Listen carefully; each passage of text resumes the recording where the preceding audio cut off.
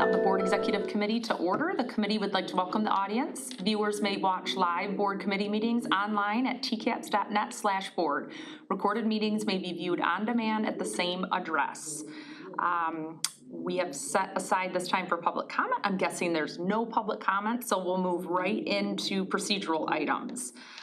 So right now we are at the draft meeting minutes portion of the agenda. Are there any changes from the August 28th meeting? Hearing no changes, the minutes will remain as posted. Next item, board policy updates. So I will refer to Dr. Van Wagner. Okay, we have one policy update this month. So it is 5300 that is related to student enrollment, attendance, and records.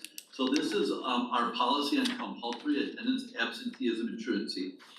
One piece is identified in our strategic plan is looking at students that are have excessive absences.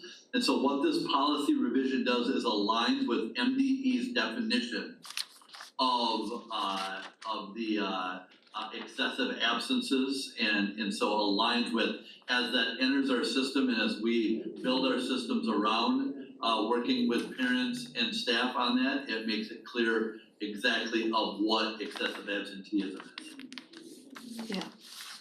So just to clarify, did MDE update their definition this past year? No, but our policy was not aligned to it. I see. Well, it's a good change. I like it. You knew I would. You knew I would. And John, just from a clarification, TCAPS, we've always had, has it always been a 10 excused or unexcused? It is not. Okay. It is not. It really was more aligned, if I remember right, it was actually a little bit more, but it was all unexcused. Unexcused. The definition does not define it that way. So we felt with that we're gonna be flagged for it, that's the metric that's gonna be used. Let's align the metric that's being identified to our board policy. Okay, that's exactly what I thought. So, so thank you. Thank you for the clarification. Do you guys have any questions on that? No, thank you. No, okay, so we can, I think we can add that to the consent calendar, if you guys are okay with that, to approve at the full board? Okay, perfect. Okay, thank you. Okay, next item, we will, sorry, is it just right into the agenda review? Hold on a second. Okay, yes, so next is the item agenda review for the October 13th meeting. Again, I'll defer to Dr. Van Wagner. Yep, okay, and Tammy, may I help me out, because I know we made a couple of decisions this morning as far as what went consent in, but I think I got that, but in case, Tammy, correct me. Okay. So we'll start our meeting with a call to order, our pledge, the review and approval of the agenda. For recognition this month, we do have Traverse Heights coming in to talk about their house system and some outcomes and some components of their students to talk about. So I think that'll be an awesome thing. They've wanted to come for a while, and so we're going to do that. And we also have our first round of Compass Award winners with our staff to recognize at this board meeting. We'll have our first public comment. We'll have a legislative update, which I sure hope includes a budget. As of this moment, still, we don't have it. They adjourned when they gavelled in the committee at 1:15 and no movement at this point yet, but I'm hopeful by some point tomorrow we might actually have a budget. So we'll talk about that and any federal implications we may have. Right now, we don't have any at the moment federally, but as that goes on, there could be some things that fall into that. And then we'll have our district highlights. We will have our report out of our curriculum committee, our finance committee, the board executive committee as we are now. We'll have a report out on our superintendent board student advisory council meeting. We had our first one this month to report. And then board office hour report out and notification of the next board office hours. We have our consent calendar, which will include our district course catalog updates from curriculum earlier this week. Personal recommendations, we have the board policy under consent that the committee just did forward. We will have a notification of the Mahogany Foundation donation. John, Yep. that one is actually going to be going under discussion. That's correct, thank you. And then we have the facilities equipment that was presented at finance today, and I do believe that stayed on consent, am I right? Correct. Yes. Okay. You Yep. missed the resolution of the stormwater management plan on consent. That was originally on discussion, but this morning it got moved to consent. Uh-oh. I think Jeff, yeah. Frozen. That's okay. Okay, well, maybe somebody else can We pick can up. just read the agenda. Yeah. So I'll pick, you want me to just pick up from where? Sure. Okay. So, let's see, so under consent, the 25-26 district course catalog, personnel recommendations, board policy 5301, and the resolution in support of stormwater management plan, as well as the bids and services regarding facilities, which was basically custodial equipment, and the meeting minutes. So that will all be on the consent calendar. Then we'll move into discussion. We'll have a school safety update. As we discussed this morning in finance, the Mahogany Foundation and their super generous donation will be on discussion. And the TCAPS Talented and Gifted Program, otherwise known as TAG, will also be a discussion item. Then we'll have our public comment number 2, and board president closing remarks and adjournment. So Chair Moore and Trustee Schmidt, the only thing I wanted to ask you guys about was the order of the discussion items, because we have a tendency to put our most substantive discussions ordered last, and I feel like the energy kind of dissipates, and if we could move up the most important topics for discussion, like first, and then maybe a safety update after that. I just feel like people are fresher in the meeting when we could have those discussions sooner, so that's my feeling. You mean you wanna put tag first? Yes. I'm fine with that. Is that okay with you? I'm okay with that. Okay. Yeah. All right. Yeah. So tag and then I'll do the school safety updates and then the donation. the Mahogany Foundation? Okay, great, thank you.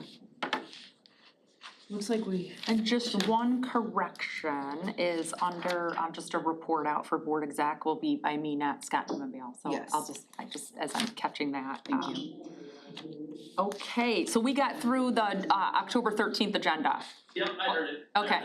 Oh, okay, you were kind of frozen in time there. you heard us, we just couldn't hear you. That's right. Understood. Okay, perfect, and we made that change under discussion, so October 13th is good to go. And then informational items, so I will defer to Erica. Who's filling in for Connie Taylor today?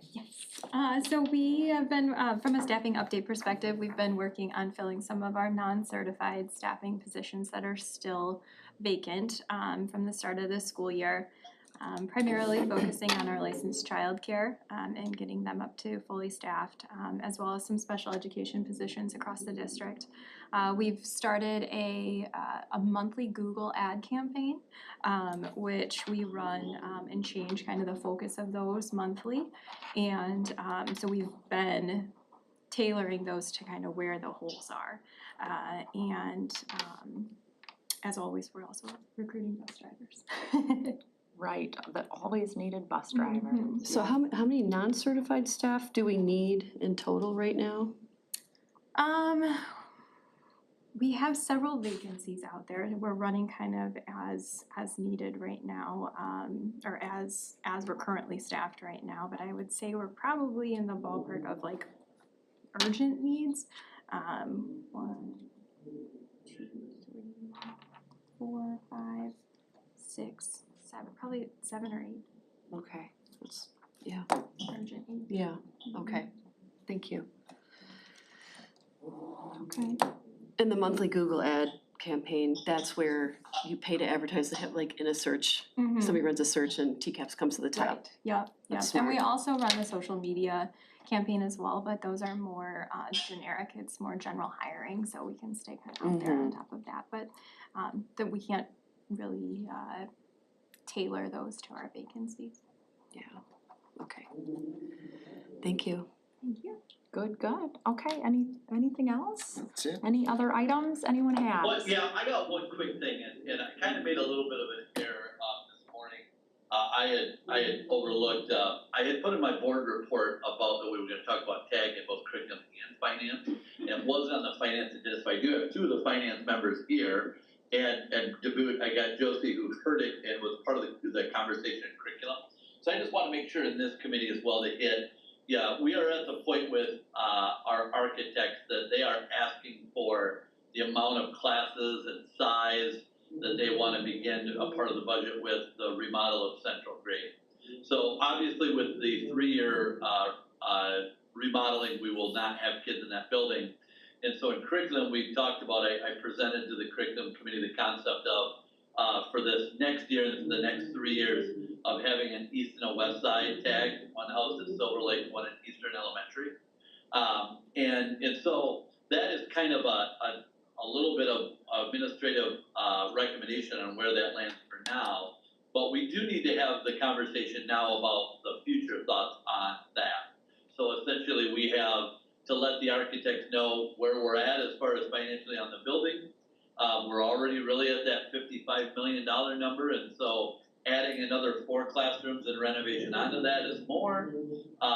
There's been a lot of different conversations. We've had some parent advocacy for East and West Side long term. So essentially, that discussion item is there, which I know that we moved to the first item. I just want to make sure that all of the committee members here as well understand the rationale of not only are we discussing it short term, but we are also having a part of the building renovation scope, having the conversation long term. Not that it couldn't be reversed in the future if the board decided to long term stay that route. The central grade 3rd floor would eventually be available.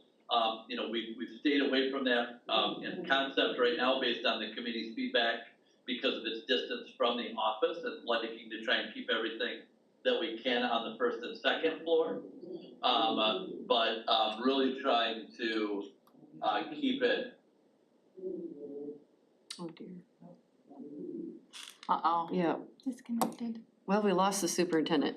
Wait, There it is. Okay. okay. So really that idea of that it's not that it couldn't be changed back in the future, but if we don't, if we were to do it again at Central Gate, it probably would have to be that renovation on that 3rd floor, unless we include it now. And again, we really get into scope of what we've tried to make that building and have that conversation. So that was the conversation we had at curriculum committee on Tuesday morning, and that we will have a full board discussion on. And I guess it can wait till full discussion. Okay, I can wait. I just had a question. I haven't watched curriculum yet, so. Yeah, and they go into tons of detail, so I don't think we need to talk about it right now, but we can save it for the 13th. Yep, But yep. I thought curriculum was more than enough to set the stage for board. And that's all I wanted to just make sure that all of you, knew that that's what it's setting the stage for. John, I think just one thing that's important to clarify is the current design then with the $55 million, that's for junior kindergarten through 5th grade, That is correct. not tag, not preschool, right? I could be wrong, I'll check with Christine, I do think it does have preschool back there. Okay, But again, not until the renovation with Okay. that. yeah, And it does include, one of the things too is that really with Lars Hochstead, it's always struggled to have any storage space and such, so those rooms that are behind Lars Hochstead that normally the board puts robes and stuff on when we do the TC High graduation there, that would be dedicated towards Lars Hochstead, more storage and some of those kind of things. So right now the idea is in the scope of the building size we're at now, with a couple of extra classrooms just for future needs, that's the scope of the $55 million as it sits right now. you say a couple of classrooms, like maybe 2 more in case there's, I think that's what Christie said, 2 or 3 that'll get renovated that wouldn't have a direct, like at classroom, but it's definitely not 4. And, at that point, it would use up all any additional space if you were to put tag there in that concept, so. Essentially, 4 more classrooms would be an additional expense that, we have right now thought of not being there in our thoughts, but again, it's time for the board to weigh in on that. And again, 3rd floor is completely gonna get redone without any very specific plans, but. bringing it up to code and, Right, Yeah. more wide open space, bringing the code, but again, could easily be in the future changed up with a few walls and stuff to make classroom space, but. Okay, perfect. If there's not anything else, I will adjourn the meeting. Our next board exec meeting is October 30th at 4 o'clock in this room. So thanks, everybody. Thanks for being here. Thank you. Thanks for being Thank here. you. Thank you.